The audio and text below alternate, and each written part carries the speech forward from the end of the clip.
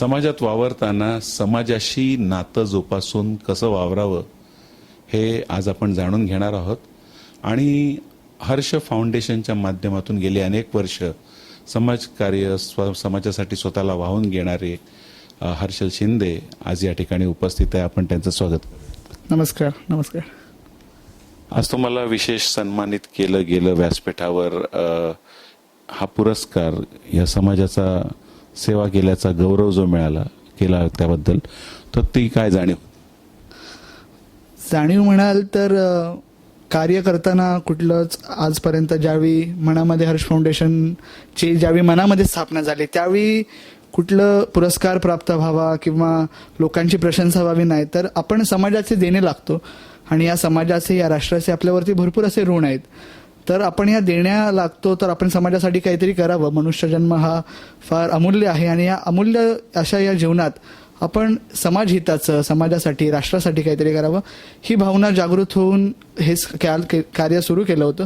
आज बरं वाटतं कारण की असं म्हणतात की ज्यावेळी शाबासकीची थाप पाठीवरती मिळते तर त्यावेळी एक अजून विश्वास अजून ऊर्जा उत्तेजित होते, नवीन प्रेरणा घेऊन आपण पुढील कार्यास लागतो. तरच बरं वाटतंय.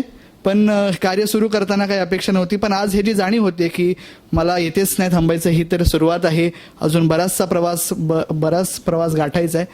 तर आज आनंद वाटतोय, पण ह्यासोबत जाणीव होते की आज नवीन जबाबदारी वाढली आणि आता नवीन जोमाने, नवीन आशेने, नवीन प्रेरणेने कार्याला सुरुवात करायची.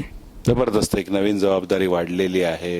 हर्ष म्हणजे आनंद आणि एक हर्षल व्यक्तिमत्व साकारताना समाजाभिमुख होणं हे खूप महत्त्वाचं असतं. तर पालकांचं म्हणजे आईवडिलांचं आणि इतर जे आपली भावंडं असतात, नातेवाईक असतात, यांचं सहकार्य कसं मिळालं? वडिलांचं, आईचं सहकार्य असं म्हणता येईल की जे आज मी ह्या स्टेजवरती आहे तर केवळ आणि केवळ घरातले जे आहेत, माझे आजोबा मिलिटरीमध्ये होते तर त्यांच्या जीवनातील त्यांनी प्रसंग की अटीतटीच्या काळामध्ये कसं त्यांनी जीवन व्यतीत केलं. वडिलांना लहानपणापासून समाजसेवेची आवड होती. आई पण आपण समाजासाठी काहीतरी करावं, दुसऱ्यांसाठी चांगलं करण्याचा प्रयत्न करावा, पण वाईट तर नक्कीच करू नये, ही आईची शिकवण लहानपणापासून मिळत राहिली.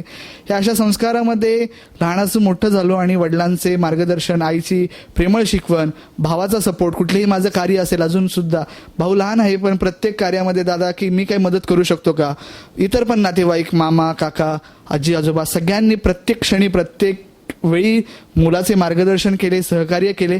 आणि कुठेतरी समजा एखादा कार्यक्रम किंवा एखादं ठिकाणी असं थोडंसं कमतरता भासली तरी पण नव्या उमेदीने, नव्या प्रेरणेने, नव्या जोशाने कार्य करण्यासाठी सगळ्यांनी मला असं मनोबल वाढवलं.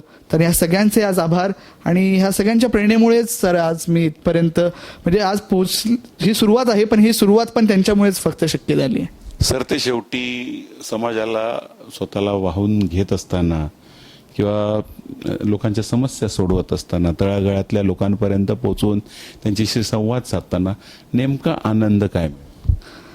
मला आठवतंय मी साधारण 1-1.5 वर्षांपूर्वी उद्देश लहान मुलांना भेटण्याचा होता, पण तेथे गेल्यानंतर तिकडे आजी आजोबा वृद्धाश्रम पण होतं, बालाश्रम सोबत वृद्धाश्रम होतं.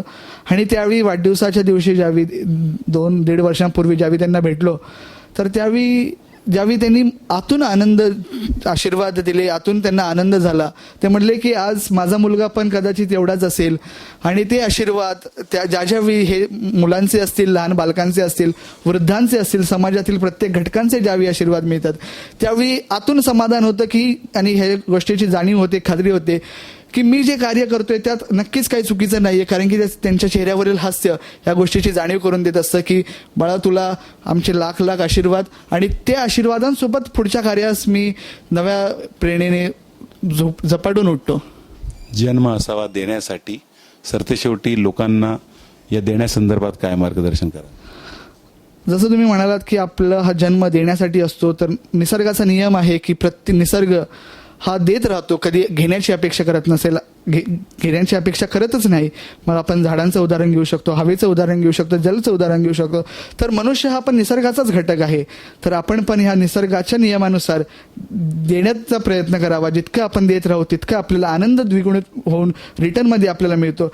तर देण्याने वाढतं, सुख वाढतं, आनंद वाढतो, शांती वाढते.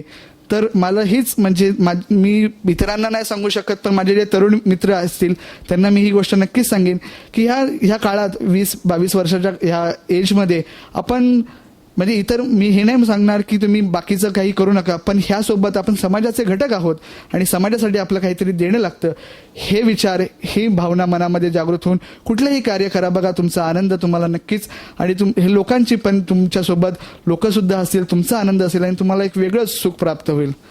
एक वेगळं मार्गदर्शन ज्याच्यातून त्यांनी सांगितलेलं आहे की जितकं तुम्ही देत राहाल तुमचं वाढत जाणार आहे आणि त्याच्याही पलीकडे तुमचा आनंद द्विगुणित होणार आहे. हर्षलजी, तुम्ही वेळात वेळ काढून आम्हाला ही चर्चा केलीत, मार्गदर्शन मोलाचं केलं आणि हे समाजाभिमुख तुमचं जे वावरणं आहे ते असंच लोकांना आनंद देत राहावं यापेक्षा व्यक्त करतो. धन्यवाद. धन्यवाद.